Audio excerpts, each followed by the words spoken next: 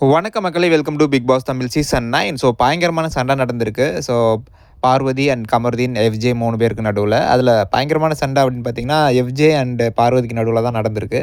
So FJ வந்து அந்த character வந்து வெளிய தூக்கிட்டாங்க போல இருக்கு. அப்போ வந்து அட்ரஸ் பண்ணிக்கிட்டு இருக்காங்க. நம்ம ரம்யா வந்து லிவிங் ஹால்ல உட்கார வச்சு டீமா உட்காந்துருக்காங்க. இந்த சைடில மாடர்ன் சினிமாலேருந்து ரம்யாட்ட வந்து சொல்கிறாங்க.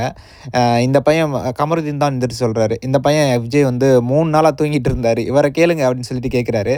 உடனே எஃப்ஜே வந்துட்டு, நான் 3 நாளா தூங்கிட்டு இருந்தேன்னு சொன்னீங்கல்ல, நீங்கள் என்ன பண்ணிட்டு இருந்தீங்க? என்னத்த கிழிச்சிங்க? அப்படின்னு வந்து எஃப்ஜே கேட்குறாரு. உடனே கமருதீன் வந்து, நீ என்ன கிழிச்சேன்னு நீ எப்புட்றா கேட்ப? அப்படின்னு சொல்லிட்டு ஒரு வாக்குவாதம் மாரி ஆயிருது. உடனே எஃப்ஜே வந்து, நீ எதுக்கு லாய்க்கு? உட்காந்து அவளுக்கு சப்போர்ட் பண்ண தான் லாய்க்கு அப்படின்னு சொல்லிட்டு எஃப்ஜே வந்து கமருதீனை பார்த்து சொல்லிடுறாரு. அப்போ பார்வதி வந்து பிடிச்சிட்டாங்க. என்னைய சொல்கிறதுக்கு நீ யார்றா? நீ யார் என்னைய சொல்கிறதுக்கு? என்னோட இஷ்டம். நான் என்ன பண்ணுறேன்னு எனக்கு தெரியும். நீ ஜஸ்ட் ஆஃப்டர் ஆல் ஒரு கண்டஸ்டன்ட் தான். என்னைய பற்றி நீ எப்படி பேச முடியும்? அப்படின்னு சொல்லிட்டு அது பயங்கரமான ஒரு சண்டையாயிடுது. 3 நாளா தூங்கிட்டோம் அப்படிங்கிறது வந்து பெரிய இதுதான். நேத்து வந்து சாண்ட்ரா வந்து அவ்வளோ பிளான் போட்டு குடுத்தாங்க.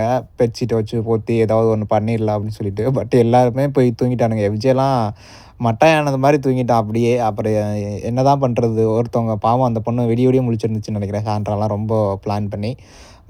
உண்மையிலேயே வந்து நம்ம ரெட்ரோ டீம் வந்து சூப்பரா வந்து சிம்பிளா வந்து எக்ஸிக்யூட் பண்ணி நை சூப்பரா நைட்டு ஃபுல்லா முழிச்சிருந்து பிரஜின் அப்புறம் விக்ரம் இவங்க எல்லாம் சூப்பரா அத வந்து இது பண்ணாங்க. எந்த டாக்ஸிக்கும் இல்லாம ஒரு அழகான ஒரு டீமா பிரிச்சு குடுத்துட்டானுங்கங்க. ஆனா கரெக்ட்டா பிரிச்சிருக்கானுங்க. இந்த டீம் ஒண்ணு, அந்த டீம் ஒண்ணு.